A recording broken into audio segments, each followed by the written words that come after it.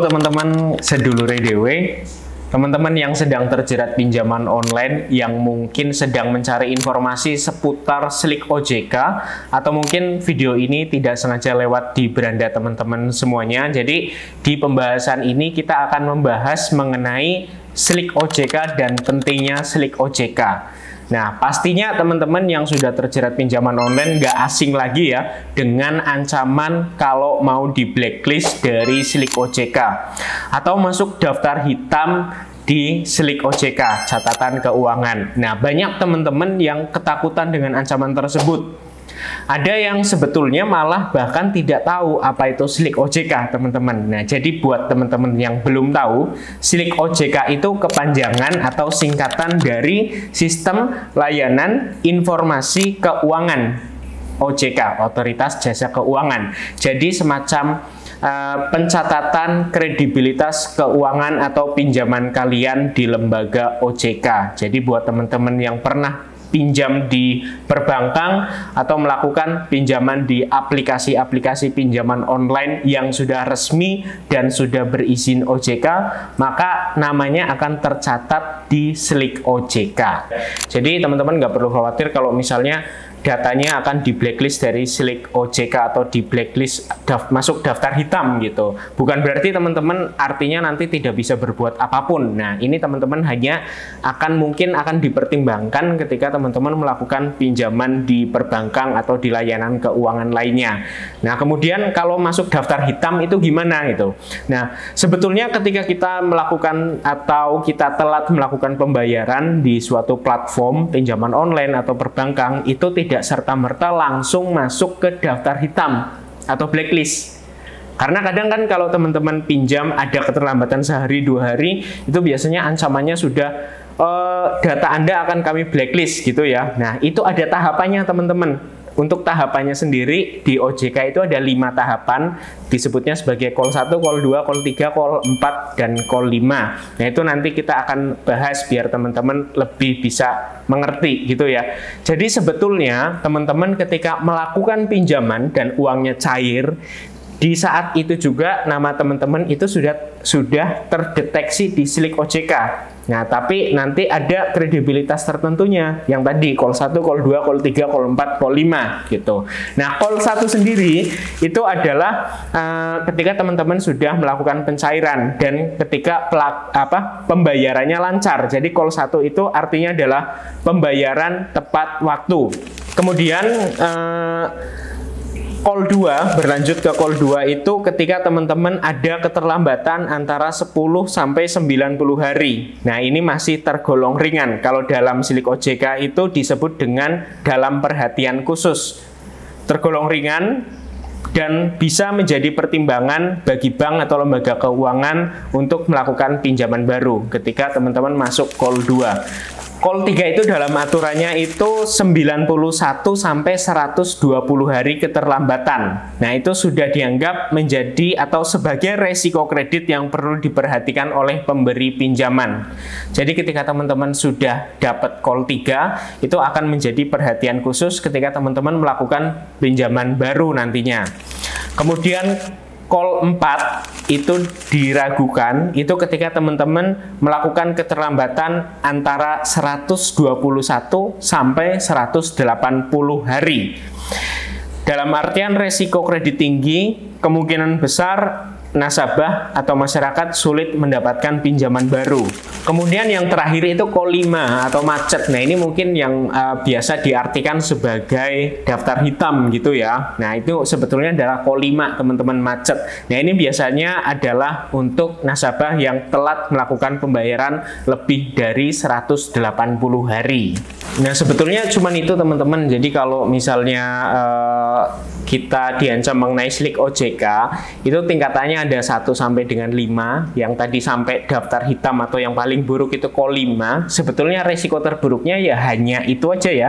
Hanya kita tidak bisa melakukan pinjaman atau mungkin nanti dipertimbangkan lagi ketika melakukan pinjaman.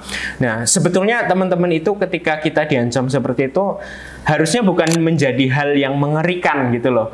Karena teman-teman sekarang kan mungkin yang sedang terjerat pinjaman online paham lah ya gimana kita susahnya, kita uang gaji kita lari ke pinjol semua, gimana keuangan kita benar-benar berantakan karena pinjaman, karena hutang.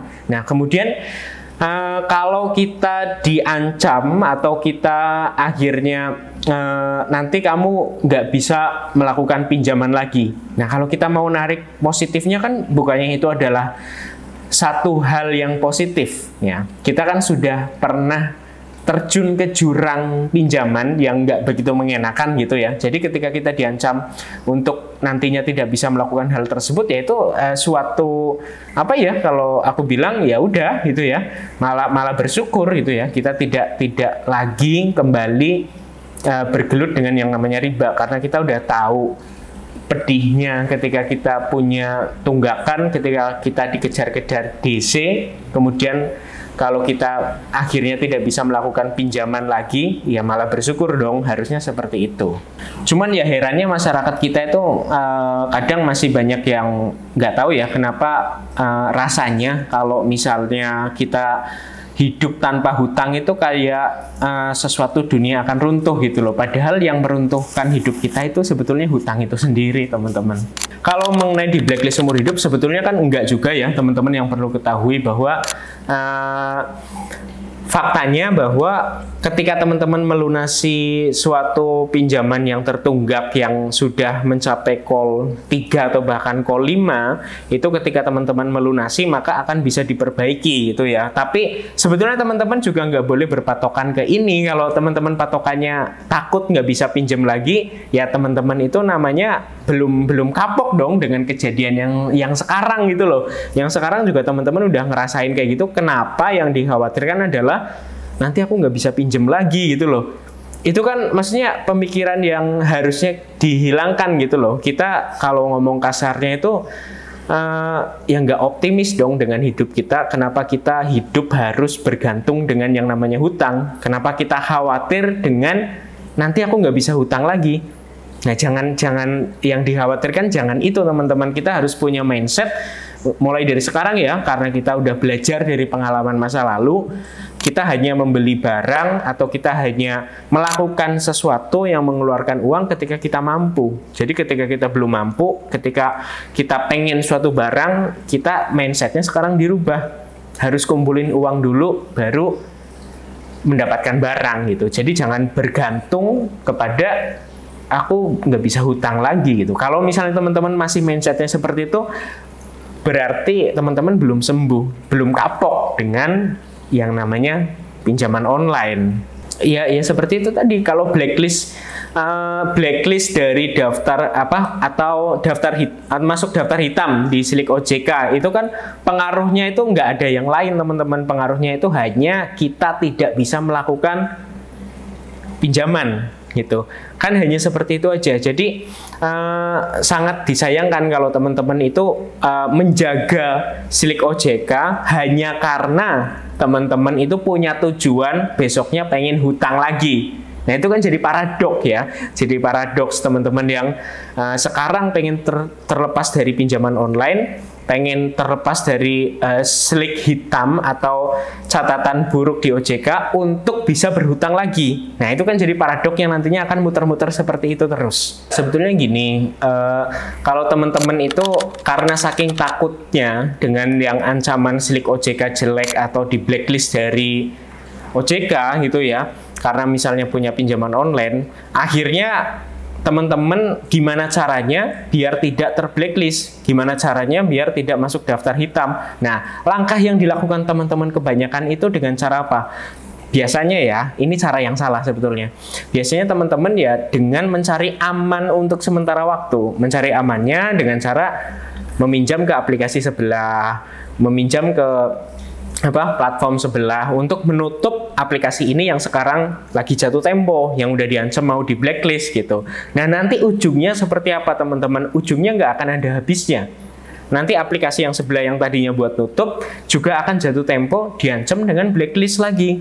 Nah, nanti teman-teman buka lagi, begitu seterusnya. Jadi sebetulnya bukan solusi teman-teman ketika teman-teman itu diancam Slick OJK-nya buruk, teman-teman bersikukuh untuk mempertahankan silik OJK-nya biar nggak buruk, akhirnya gimana caranya biar aman dulu, ditutup dengan aplikasi yang lain, itu akan menjadi bom waktu. Nah, hal seperti ini itu sudah teman-teman banyak teman-teman yang datang ke sini itu membuktikan itu nanti akan meledak di suatu saat gitu. Nanti akan ada saatnya di mana teman-teman itu udah benar-benar nggak mampu untuk menangani ini dengan cara tutup aplikasi satu dengan cara buka aplikasi yang lainnya dan begitu seterusnya, itu akan meledak dengan sendirinya dan pada akhirnya juga akan kembali ke titik yang sama gitu. Jadi kalau menurutku ya jangan pernah seperti ini untuk biar silik OJK-nya nggak hitam gitu loh, karena ini hanya menunda waktu saja. Sebetulnya gini, kalau teman-teman menghadapi silik OJK yang terlanjur buruk, ya nggak bisa diapa-apain ya. Silik OJK sebetulnya bisa nanti kembali baik ketika teman-teman melakukan pembayaran, nanti akan berubah gitu loh. Tapi kan kembali lagi, silik OJK itu fungsinya untuk apa sih? Untuk kita berhutang gitu. Kalau kita misalnya udah kapok dengan yang namanya hutang, ya kenapa itu harus dikejar gitu. Nah, terus kemudian langkah yang salah itu yang tadi kita sempat singgung juga, untuk mempertahankan silik OJK baik dengan cara apa? Menunda waktu. Ya, menunda waktu itu teman-teman di aplikasi A sudah terlambat, udah diancam silik OJK-nya buruk, kemudian biar teman-teman nggak silik OJK-nya nggak buruk, teman-teman meminjam ke aplikasi lain. Nah, itu adalah cara yang salah, karena cara itu tidak efektif, hanya menunda. Nantinya juga akan terjadi siklus-siklus begitu seterusnya.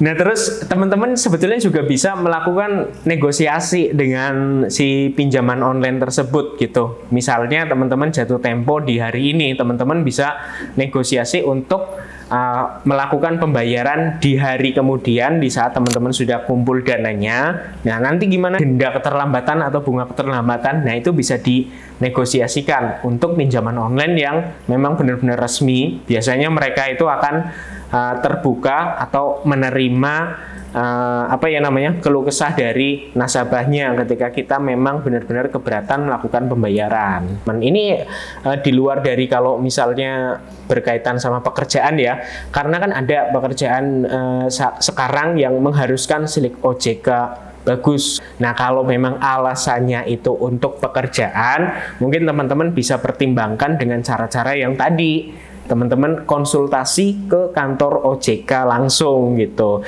Pokoknya teman-teman kalau berkaitan dengan namanya silik OJK nggak perlu takut untuk konsultasi ke OJK langsung ya, karena banyak orang yang ketika dia merasa punya banyak pinjaman, akhirnya mereka itu takut untuk datang ke kantor OJK. Padahal kita kalau ke kantor OJK nggak bakalan kita yang dicaci gitu ya, dicaci, dimaki, dihina gitu ya, karena kita punya pinjaman. Enggak, kita jadi ke kantor OJK itu menyerahkan identitas. Nah, kita akan tahu informasi secara lengkap dan detail dan akurat pastinya kalau di kantor OJK mengenai catatan kita tentang silik OJK. Nah, di situ nanti kelihatan semua teman-teman, kita pernah punya pinjaman di platform mana, udah call berapa, nominal berapa, itu nanti ketahuan semua. Dan pastinya kalau kita meminta saran ke OJK juga mereka akan memberikan informasi yang terbaik. Dan ini tentunya aku sarankan buat teman-teman yang memang membutuhkan silik OJK misalnya untuk kebutuhan yang positif, misalnya untuk pekerjaan dan lain sebagainya,